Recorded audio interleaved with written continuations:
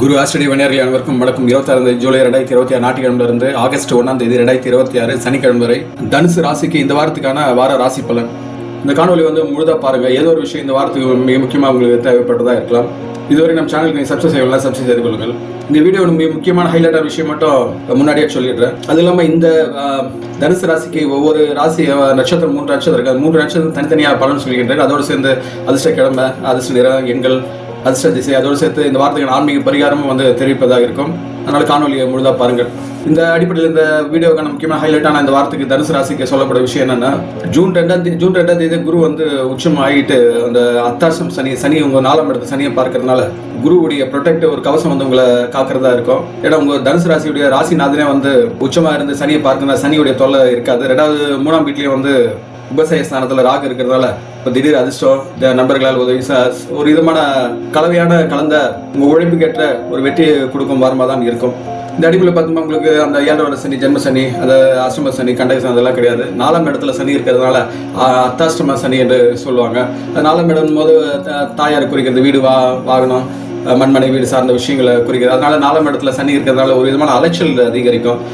முக்கியமாக தாயார் உடல்நலத்தில் கொஞ்சம் கவனம் எடுத்துக்கிறதா இருக்கும். ஏன்னா சனி மீனத்துக்கு வந்தபோதே உங்களுக்கு அத்தாஷ்டம சனி தொடங்கிடுது. தாய் சார்ந்தவர்கள், கல்யாணம் மாமியார் சார்ந்த அவங்களுடைய ஆரோக்கியத்தில் இதாக இருக்கும். 2வது வீடு, வாகனம் சார்ந்த விஷயங்களில் கொஞ்சம் பராமரிப்பதாக இருக்கும். அது சார்ந்த செலவுகளாக இருக்கும். சுகத்தில் நைட்டில் தூக்கம் வராத ஒரு சுகத்தில் ஒரு விதமான அசதி, சோர்வு இதுதான் ஏற்படும். இப்போ வேலையிலையும் பார்த்தீங்கன்னா வேலை பளு சார்ந்த விஷயங்கள்லாம், தொழில் வேலை சார்ந்த விஷயங்களை கொஞ்சம் வேலை அதிகமாக இருக்கிறது. இதுதான் 4ஆம் இடத்து சனியுடைய பிரச்சனையாக இருக்குது. 2வது உங்கள் ராசி நாதனும் 8ஆம் இடத்துல சூரியனோட மறைவில் இருக்கிறதுனால, 9ஆம் இடத்துல உச்ச குருவாக இருப்பதனால அந்த குரு பார்வை உங்கள் சனியை பார்க்கறதுனால அந்த சனியுடைய வீரியத்தனம் குறையும். தூக்கம் வராத கொஞ்சம் பொண்ணு பார்த்தா கூட தூங்கிடுவீங்க. ஆனால் அந்த ஆரம்ப கட்ட இதுதான் கொஞ்சம் தடங்களாக இருக்கும். முடிவு உங்களுக்கானதான் சாதகமாக அமையும். அதனால இந்த அடுத்த 2027 ஜூன் 2ஆம் தேதி 3ஆம் தேதி வரைக்கும் உங்களுக்கு இந்த அத்தாஷ்டம சனியை பற்றி கவலைப்பட வேண்டாம். தாயின் உடல்நலம் சரியில்லைனா அதுக்கான மருத்துவமும் கிடைக்கும். அதனால 90% சனியோட கெடுபலன் குறைக்கிறது. ஏன்னா சனி 10ஆம் பார்வையும் உங்கள் வீட்டை பார்க்கறது கண்டிப்பாக சோம்பல், ஒரு விதமாக அசதித்தனம், அது வேலை பலு இதெல்லாம் ஏற்படுத்த தொழில் சார்ந்த விஷயத்தில் ரொம்ப ஒரு விதமான நெருடலை உண்டாக்கதான் இருக்கும். இந்த சனி காலத்தில் தற்சமயம் குரு பார்வை இருக்கிறதுனால கடும் வெயில் அடிச்சா கூட ஒரு கொடை பிடிச்சின்னு போகிறாங்கல்ல, அது மாதிரி தான் எடுத்துக்கலாம். தொழில் ரீதியாகவும் பார்த்தோம்னா 7ஆம் இடத்துல புதன் இருக்கா, சொந்த வீட்டில் இருக்குன்னா பத்திர யோகா அடிப்படையில் லாபத்தை கொடுக்குறதா இருக்கும். அதனால் வியாபாரம், கூட்டு தொழில் சார்ந்த விஷயங்கள்லாம் ஒரு விதமான கோல்டன் பீரியடாக தான் இருக்கும். உத்தியோகத்தில் இருக்கிறவங்களுக்கு 4ஆம் இடத்துல சனி இருக்கிறதுனால வேலை பல இருந்தாலும் குரு பார்வை இருக்கிறதுனால உங்கள் திறமைக்கான அங்கீகாரம் இதெல்லாம் கொஞ்சம் லேட்டானாலும் அதுக்கான அங்கீகார வாய்ப்புகளை ஏற்படுத்தி கொடுக்கும். சனியும் செவ்வாய் 6ஆம் இடத்துல இருக்கிறதுனால உங்களுடைய எதிர்ப்புகள்லாம் ஒரு விதமான சமாளிக்கிற ஆற்றல் உங்களுக்குள்ளே இருக்கும். உங்கள் 2ஆம் வீட்டு மகரத்தை குரு 2ஆம் வீட்டு தன குடும்ப வாக்கு அடிப்படையில் பார்த்தீங்கன்னா பொருளாதார நிலையில் உங்களுக்கு குரு பார்வையினால ஓரளவுக்கு ஏதோ ஒரு விதத்தில் உங்களுக்கான பண வருமானம் சேருவதாக இருக்கும்.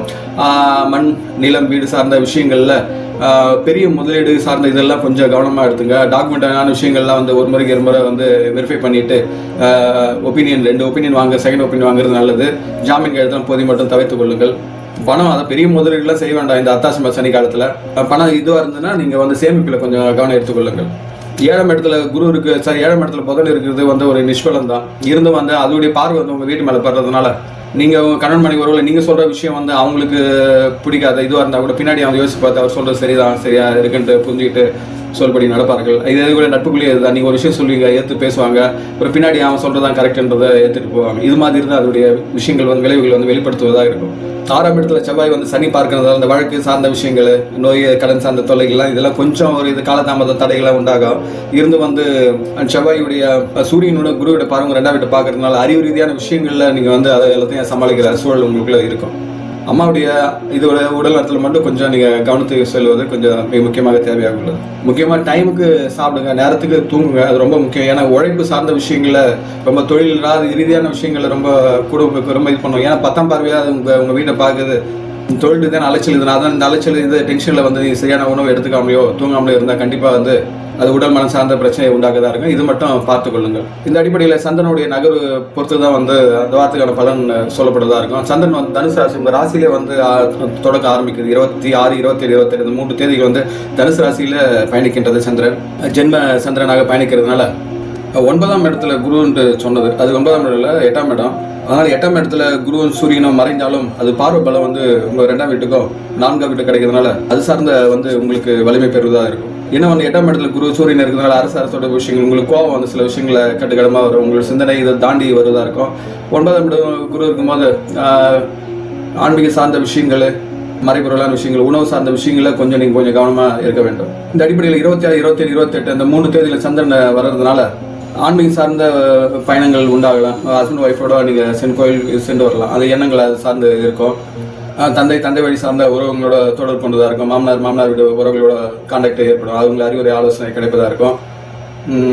ஒரு ஆடம்பரமான பொருட்கள் வாங்கி மகிழ்ந்ததில் ஒரு விசேஷம், குடும்ப சார்ந்த சூழலில் விசேஷம் சுப நிகழ்வுகள்லாம் வந்து தந்தை யாரின் உறவுமுறை சார்ந்த விஷயங்களில் தொடர்புடையதாக இருக்கும். அது திருமண நிகழ்ச்சிகளை நல்ல நிகழ்வுகளை கலந்து கொள்கிற சூழல் உண்டாகும். இருந்தும் ஏதோ ஒரு சின்ன ஒரு மனஸ்தாபம்லாம் வரதுக்கான வாய்ப்பு இருக்குது. அது பிரச்சனை இது மாதிரி இருக்கும்போது கிரகச்சாரம் சரியில்லை, நம்ம சில விஷயங்கள் விட்டு கொடுத்து நல்லது. ஏன்னா கோவம் வந்து 27ஆம் தேதியெல்லாம் கொஞ்சம் டெம்ப்டேஷனாக அதிகமாக கோவத்தை உணர்றதாக இருக்கும். பேச்சில் சூழல் நீங்கள் நியாயமாக பேசுகிற விஷயங்கள் மற்றவங்க வந்து அநியாயமாக தெரியும், தவறாக புரிந்து கொள்வார்கள். இது கணவன் விஷயங்கள், நட்புகள் விஷயங்களை வெளிப்படுத்துறதா இருக்கும். போதிய மட்டும் விஷயங்களை வந்து கொஞ்சம் கவனித்து தவிர்த்து கொள்ளுங்கள். அப்புறம் பார்த்தீங்கன்னா 29, 30ஆம் தேதி பார்த்தீங்கன்னா சந்திரன் வந்து மகராசிக்கு இடப்பெயர். 29 பௌர்ணமி, நிறைஞ்ச பௌர்ணமி ஏற்பட்டுரும். ஆன்மீக சிந்தனை இதெல்லாம் கொஞ்சம் நல்லா இதுவாக ஏற்படுவதாக இருக்கும். உணவு சார்ந்த விஷயங்களை ரொம்ப அதிக ஈடுபாடு கொண்டதாக இருப்பீர்கள். வீட்டில் வந்து குடும்பம் சார்ந்த சுப நிகழ்வுகள்லாம் பங்கேற்க சூழல் இருக்கும். இருந்தும் வந்து கோபம் வந்து உங்களுக்குள்ள இருந்து கொண்டு தான் இருக்கும்.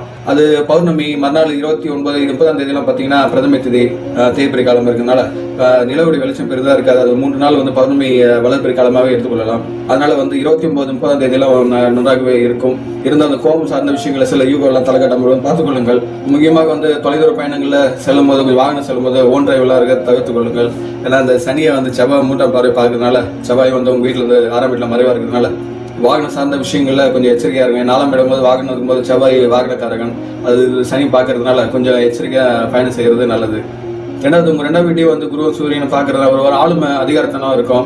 சக ஊழியர்கள்லாம் வந்து உங்கள் சொல்படி கேட்டு நடக்கிற சூழல் இருக்கும். இருந்து அவங்களுக்குள்ள உங்களை பற்றி ஒரு தப்பான அபிப்பிராயம் வராமல் பார்த்துக்கொள்ளுங்க. ரொம்ப ரொம்ப ரொம்ப எப்படி சொல்கிறது, ரொம்ப அதிகாரத்தனம் அதிகமாக இருக்கும். இது தொழில் சார்ந்த விஷயத்தில் நல்லாவே வெளிப்படுவதாக இருக்கும். அதை அவங்க சொல்லுங்க நீங்கள் கட்டுப்பட்டு நடக்கணும். நீங்கள் சொல்கிறது நியாயமான விஷயமா இருக்கும். ஆனால் கேட்குறவங்க வந்து அதை நெகட்டிவாக எடுத்துக்கொள்வார்கள். அதனால் இதோடைய அந்த ரேஷியோவை, அந்த வீரியத்தை வந்து கொஞ்சம் கம்மி பண்ணிங்க.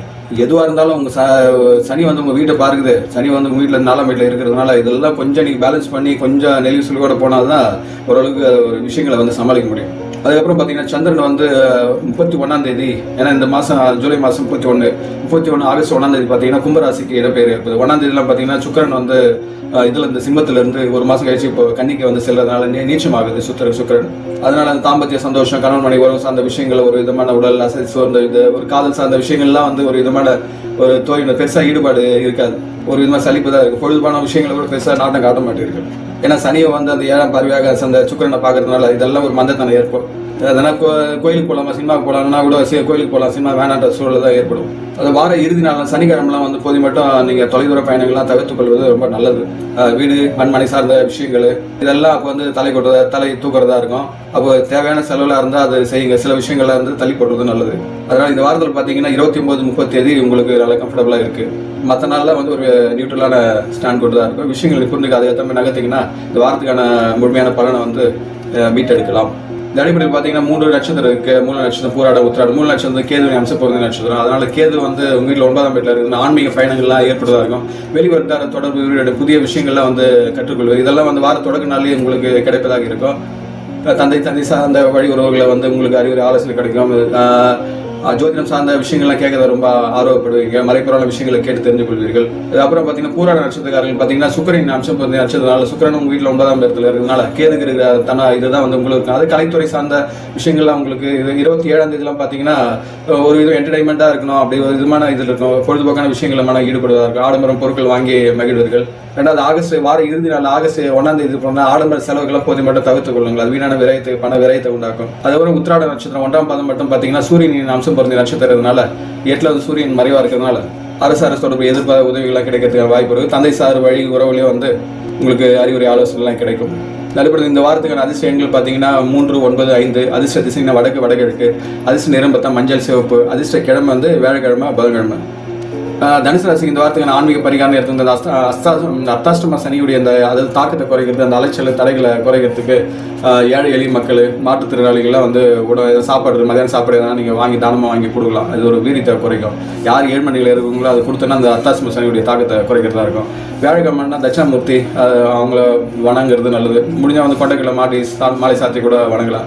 குருவின் உங்கள் ராசிநாதன் குருவின் பலம் வந்து கூடி உங்களுடைய நல்லாற்றலை ஏற்படுத்தி கொடுக்கும். அதனால் தனுசு ராசிக்கார தாங்கள் இந்த வாரத்தில் வாழ்வில் அனைத்து வளங்களும் பெற்று சிறப்பு வாழ்க்கை எல்லாம் அல்லது இறைசக்தியை நான் பிரார்த்திக்கின்றேன். இது நம்ம சேனலுக்கு நீங்கள் சப்ஸ்கிரைப் செய்யலாம். சப்ஸ்கிரைப் செய்யுங்கள். காணொலி வந்து உங்கள் நட்போட்டிலும் உறவட்டிலையும் பகிர்ந்து கொள்ளுங்கள். தாங்களும் தங்கள் அன்பு குடும்பம் வாழ்க வளமுடன்.